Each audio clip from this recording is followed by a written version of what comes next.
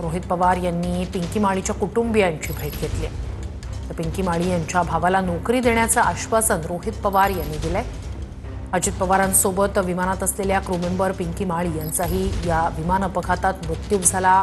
तर पिंकी माळी यांच्या कुटुंबियांची रोहित पवार यांनी सांत्वनपर भेट घेतली आहे। पिंकी माळीच्या भावाला नोकरी देण्याचं आश्वासन यावेळी रोहित पवार यांनी दिलंय। क्वालिफिकेशन काय लागतं?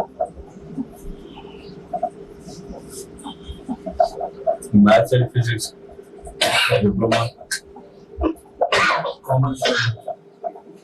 काय झालं? कॉमर्स झाला असेल तर त्याला काय संधी येते इंडस्ट्रीमध्ये?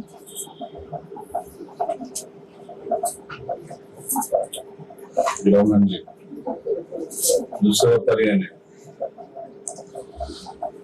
आणि ग्राउंड हँडलिंगला काय क्लासेस असतात आणि काय असतात?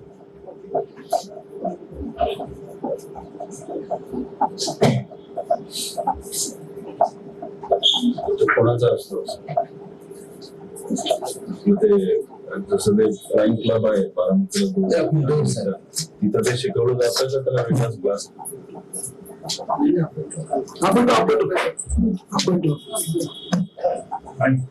पिंकीताईचं स्वप्न होतं की आपला भाऊ सुद्धा पायलट झाला पाहिजे।